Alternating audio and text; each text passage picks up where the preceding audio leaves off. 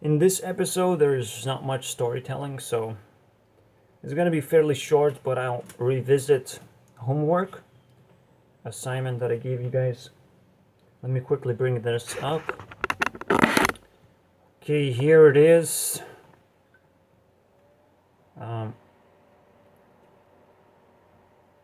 So we can figure out, like, let's quickly put Sarada where it was, which is Megabitch. Now, I don't necessarily know why, even though Sarada is Sakura's child and everything, but she sort of has, like, in-between personality between Sakura and, what's her name? That girl with glasses. I should know that. For fuck's sake.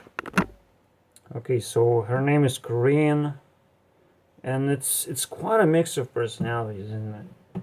And Korean certainly isn't a mega bitch necessarily, even though she is creeping on Sasuke in this case.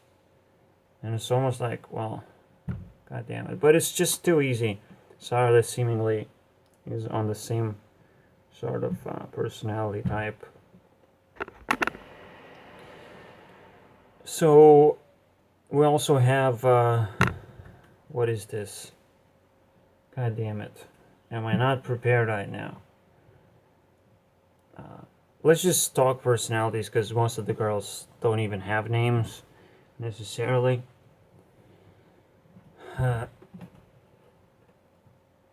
So the fat girl would be very offended if you called her fat. Has to have some kind of narcissistic personality, some kind of fire core.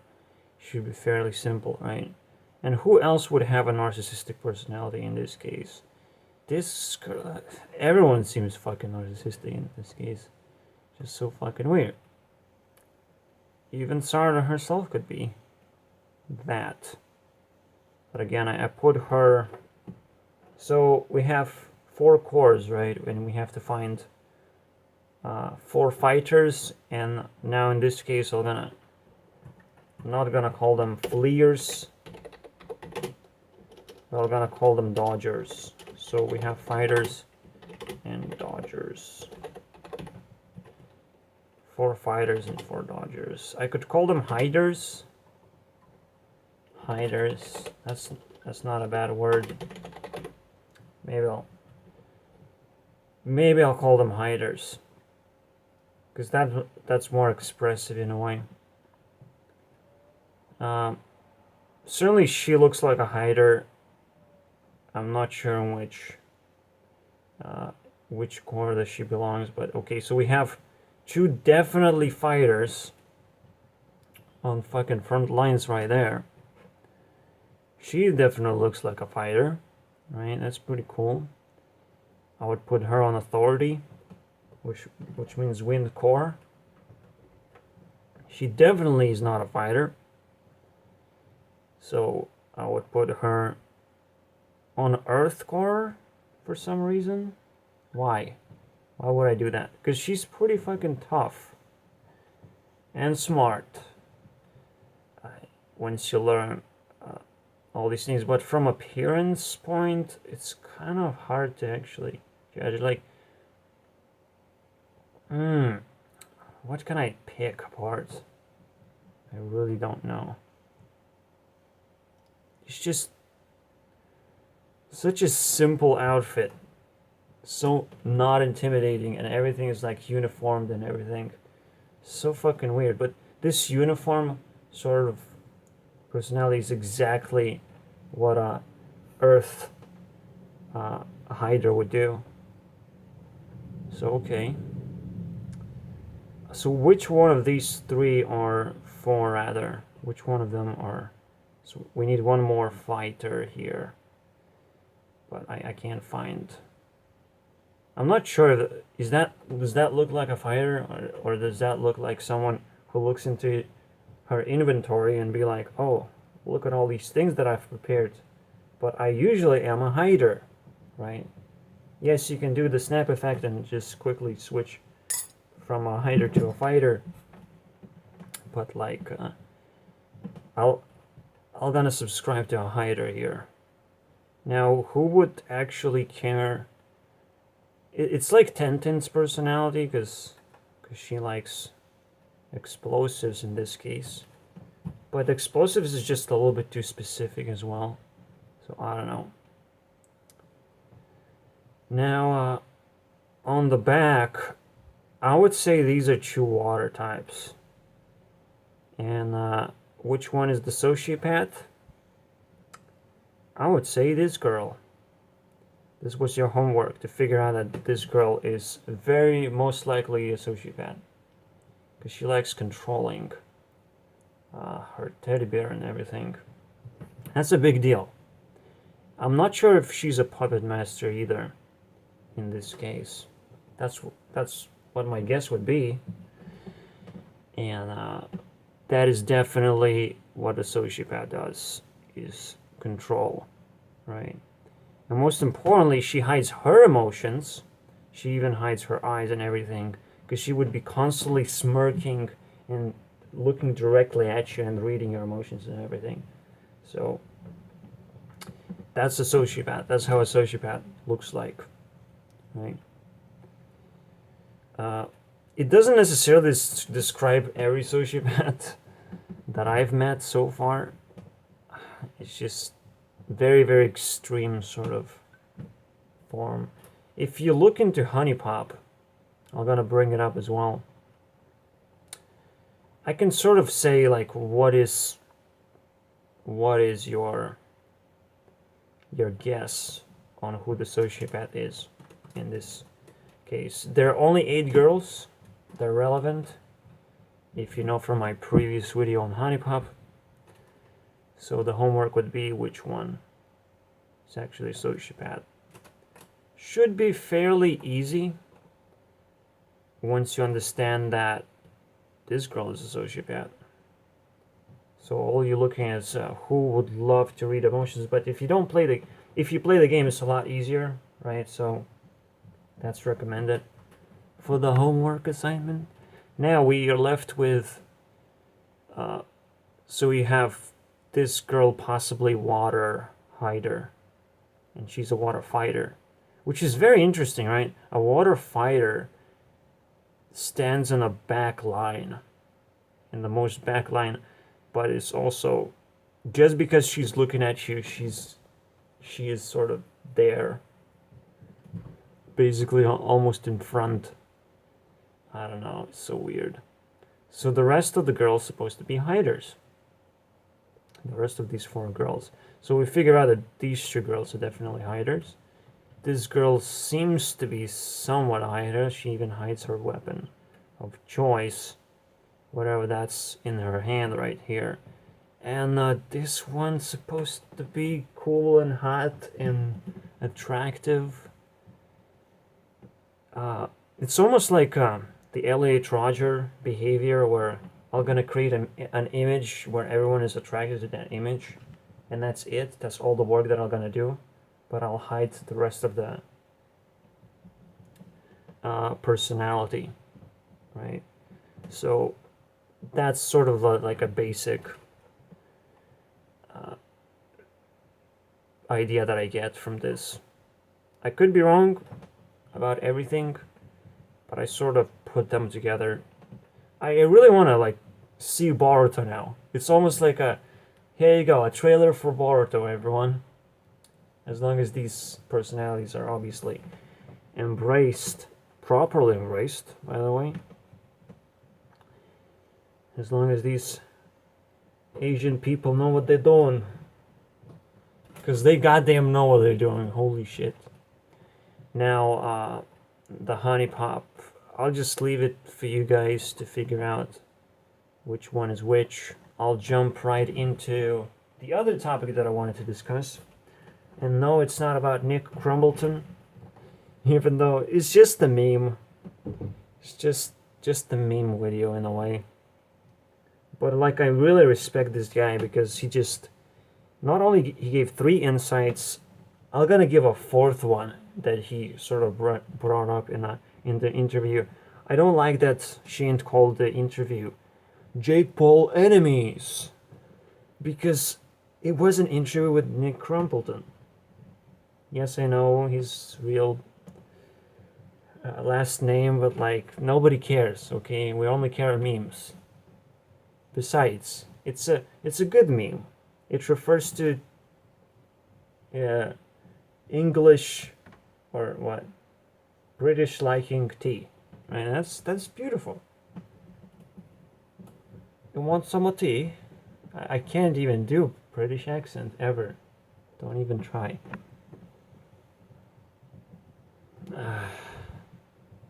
Okay, I will do it at some point.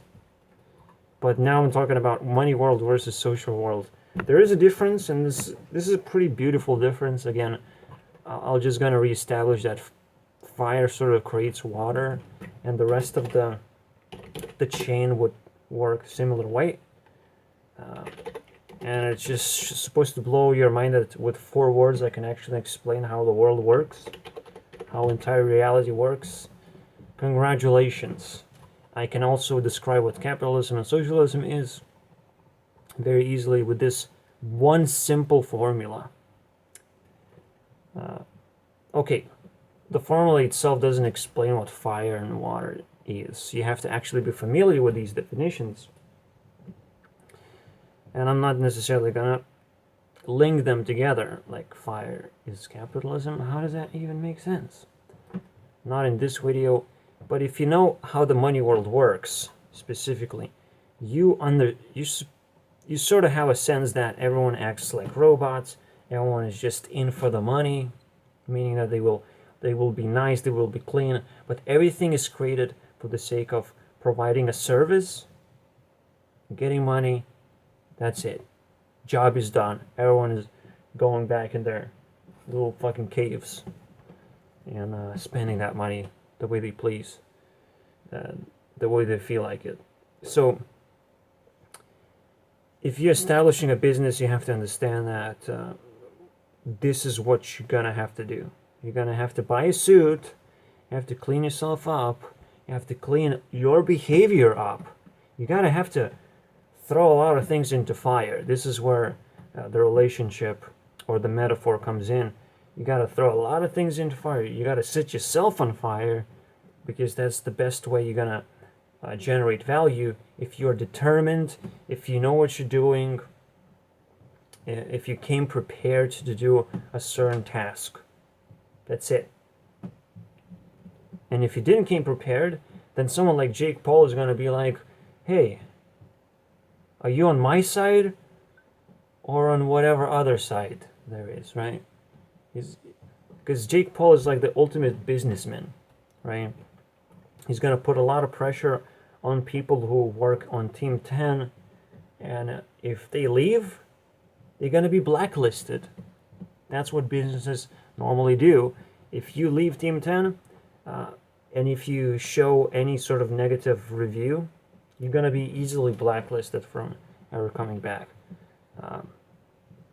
So that's a very interesting pattern right there.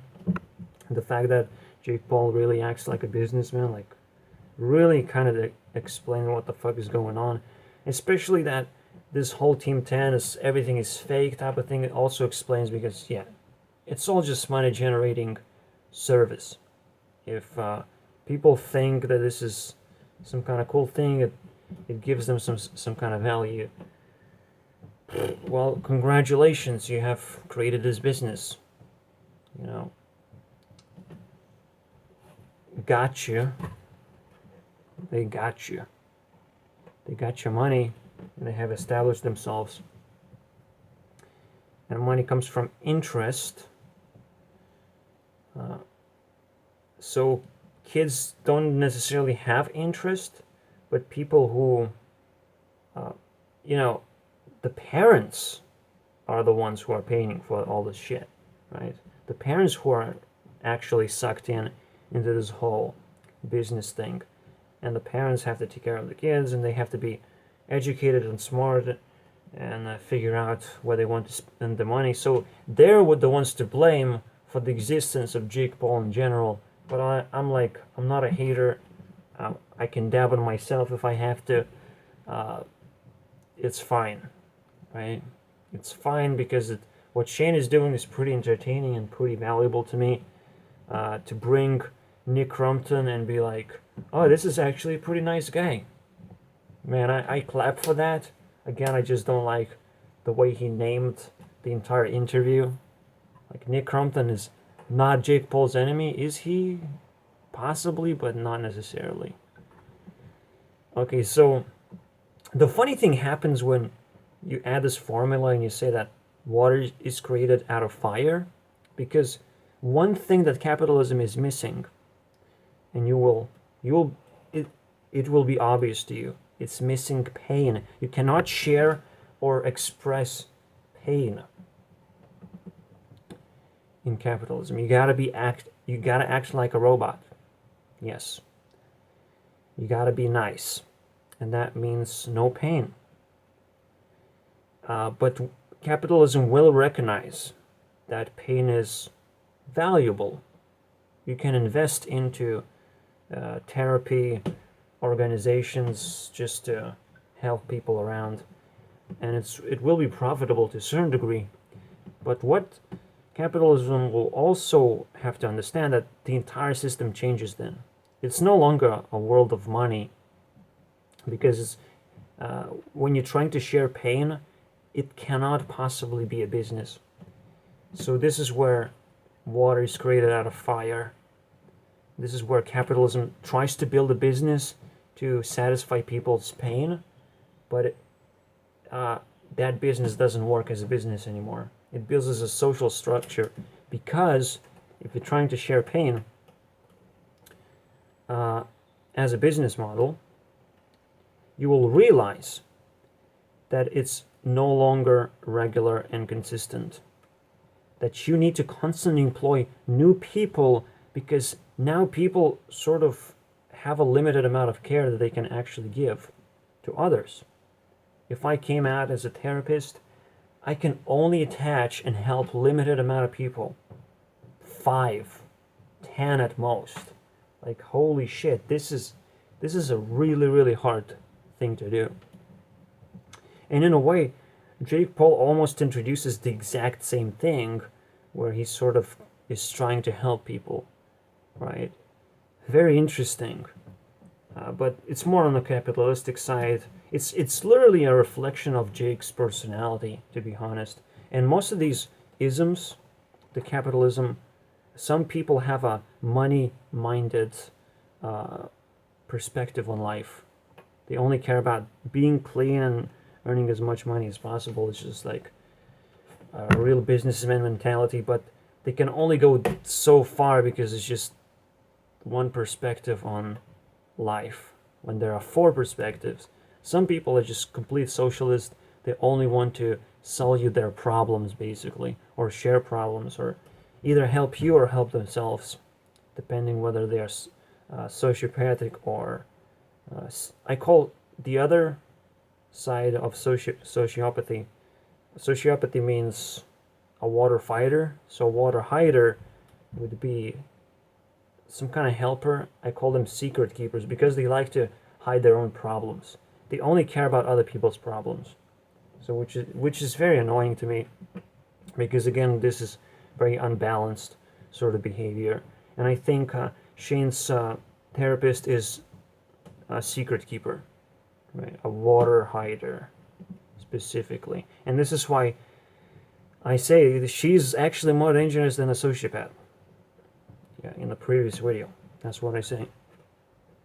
So this is really, really cool. Again, people have to volunteer into the therapy system. New people have to constantly come in and be like, I'm friendly, you can talk to me, right? But this system doesn't seemingly exist just yet. Nobody invented that. Right now the focus is on building authority, because we have to figure out how to regulate technology. The technology is constantly updating and changing, so it's just going to be a very tough time, and people have a very hard understanding of how to give proper credit to the people who create copyrighted material, right? I create something, I want to have ownership over that creation, and I don't like when people just copy and paste and don't feel like paying for what they consume.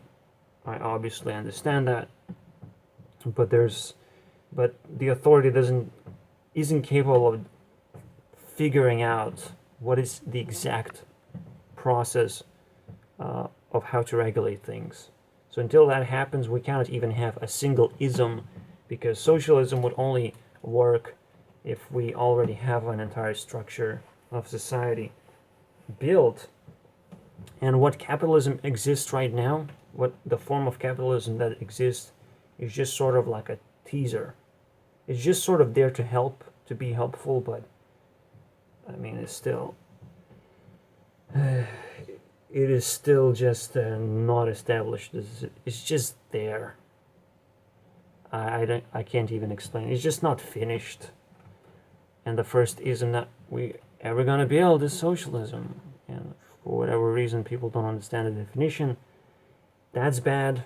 I mean, if see, that's another thing that authority is supposed to provide, which is proper definitions of things. And until that happens, we don't even know what socialism is. So it's pretty fucking sad, right? It's pretty fucking sad. And again, you can summarize social world as a problem market. And in a problem market, there have to be constant refresh of listeners and, well, people who have problems come in and come out. Sometimes they don't come out because they love social world so much. But that's a story for another time, or never. I mean, social polls are a very interesting thing to analyze and explore and see what's up. People are creating social polls, but again, this is still very immature and people don't understand what socialism is, so it's like we gotta wait, we gotta improve a little bit. See you guys next time. Nick Crumpleton out.